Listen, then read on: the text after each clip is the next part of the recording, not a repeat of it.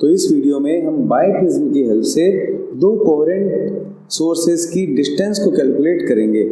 ठीक है, तो कैसे कैलकुलेट करेंगे? बायप्रिज्म की हेल्प से हम डिस्प्लेसमेंट मेथड से दो कोहेरेंट सोर्सेज के बीच की डिस्टेंस कैलकुलेट करेंगे। देखिए, method to calculate the distance between two coherent source by biprism. We can calculate the distance small d between coherent source by displacement method. Displacement method क्या होगा, अभी आगे वर्किंग में अच्छी तरह से क्लियर हो जाएगा, पता लग जाएगा। For this a convex lens is placed between biprism and eyepiece. तो लास्ट जो हमने वीडियो देखी थी उसमें बायप्रिज्म और आईपीस के बीच में हम क्या रखेंगे? Convex lens. ठीक है, एक्सपेरिमेंटल अरेंजमेंट में देखिए, बायप्रिज्म और आईपीस के बीच में हमने क्या रख रखी है? Convex lens. ठीक है, for this the distance between slit and eyepiece is kept more than the 4 time of focal length of convex lens. तो कॉन्वेक्स लेंस जो हमने रखा उसकी फोकल लेंथ अगर 4 सेंटीमीटर है, 10 सेंटीमीटर है, तो हमें स्लिट और स्क्रीन के बीच की डिस्टेंस रखनी पड़ेगी मोर देन 40 सेंटीमीटर। ये बात आपको समझ में आई? कॉन्वेक्स लेंस की फोकल लेंथ कितनी? 10 सेंटीमीटर। तो स्लिट और स्क्रीन के बीच की डिस्टेंस को कॉन्वेक्स लेंस की फोकल जो लेंथ है उसका 4 टाइम्स से भी ज़्यादा रखनी पड़ेगी। तो अगर 10 सेंटीमीटर हुई फोकल लेंथ तो 40 से भी ज़्यादा 45 सेंटीमीटर के आसपास रखनी होगी। ऐसा क्यों करना होता है? ताकि हम क्या करते हैं, इसके अंदर बायप्रिज्म और आईपीस के बीच में लेंस को डिस्प्लेस करते हैं, ताकि लेंस को डिस्प्लेस होने में प्रॉपर स्पेस मिले, इसलिए हम डिस्टेंस को 4 टाइम्स रखते हैं। ये बात आपको समझ में आई? तो इसको कैलकुलेट करने का 2 मेथड है, 2 स्टेप है। स्टेप नंबर 1, सबसे पहले देखिए, बायप्रिज्म हम नहीं बनाएंगे क्योंकि बायप्रिज्म का काम क्या होता है? 2 कोहेरेंट सोर्स प्रोवाइड करना। तो बायप्रिज्म की हेल्प से हमने एक सिंगल सोर्स से 2 कोहेरेंट सोर्स ले रखे हैं। तो यहाँ बायप्रिज्म पड़ा है और उसे बनाने की हमें जरूरत नहीं है।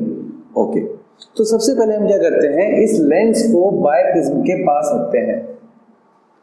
उस समय हम क्या करते हैं, लेंस की इस स्मॉल d से डिस्टेंस होगी, क्योंकि यहां से इन सोर्सेस से लेंस पर लाइट इंसिडेंट हो रही है, तो ये दोनों सोर्सेस की इससे डिस्टेंस होगी u, क्योंकि यहां से लाइट इमर्जेंट होती है, वही ऑब्जेक्ट होता है। तो ऑब्जेक्ट की लेंस से डिस्टेंस क्या हो गई? u। और यहां से आफ्टर रिफ्रैक्शन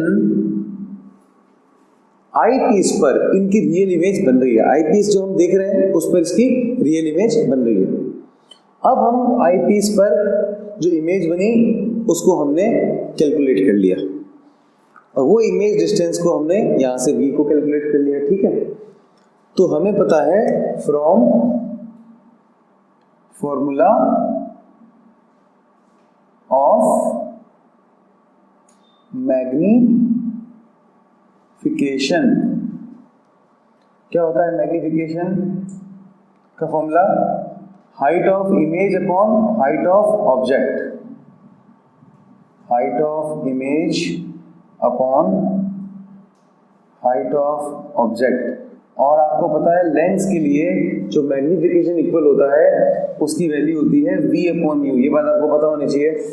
लेंस के लिए जो मैग्निफिकेशन होता है in terms of object distance and image distance is v upon u।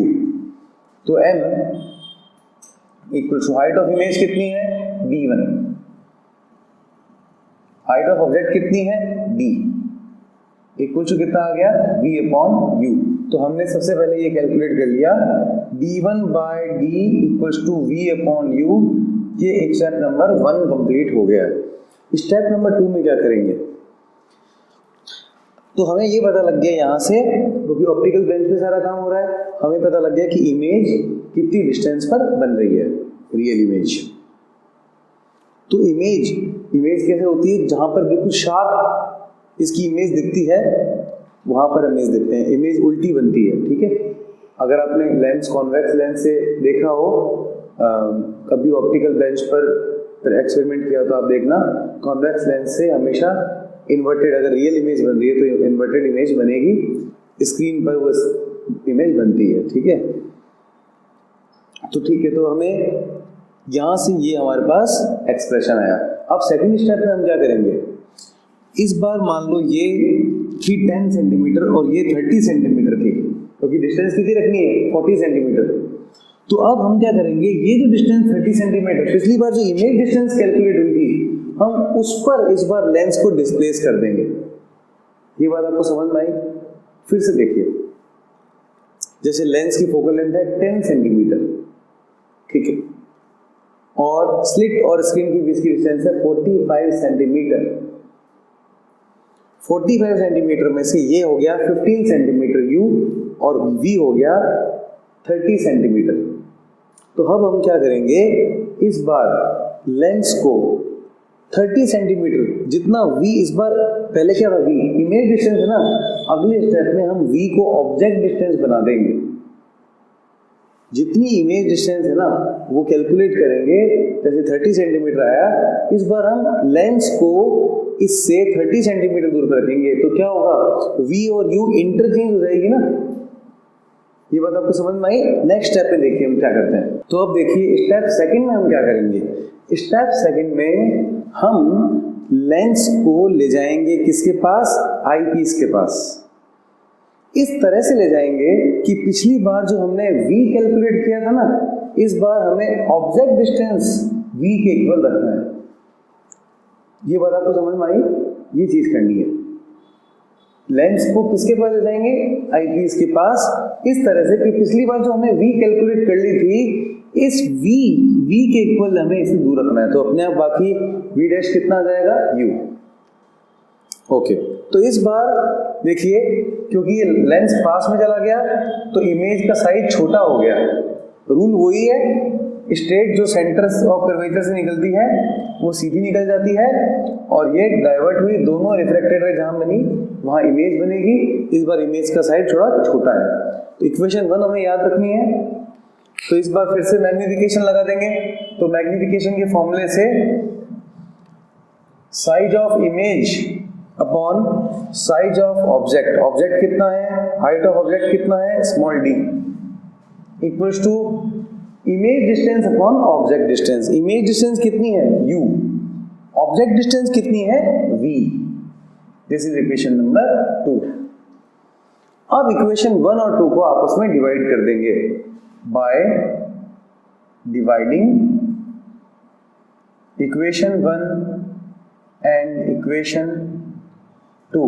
तो d1 by d multiply divide करेंगे तो ये ऊपर लिखेंगे, d by d2 equal to v by u, divide करेंगे। ओके, यहां पर डिवाइड करने की जरूरत ही नहीं है, मल्टीप्लाई कर देंगे। ठीक है, मल्टीप्लाई करेंगे by multiplying equation. Okay, multiply करेंगे तभी ये आपस में कैंसिल आउट होंगे। डिवाइड में तो ये मल्टीप्लाई हो जाएंगे। तो d1 by d multiply d2 by d equals to v by u multiply u by v, और ये आपस में कैंसिल हो गए। तो d1 मल्टीप्लाई d2, देखिए ये v से v कैंसिल, u से u कैंसिल, ये d into D, D square इधर आ जाएगा। तो d की वैल्यू हमारे पास कितनी आ जाएगी, root d1 d2। First step में हमने क्या कैलकुलेट कर लिया था, d1, सेकेंड स्टेप से हमने d2 कैलकुलेट कर लिया। दोनों के मल्टीप्लिकेशन का रूट लीजिए और आपके पास आ जाएगी कोहेरेंट सोर्सेज के बीच की डिस्टेंस।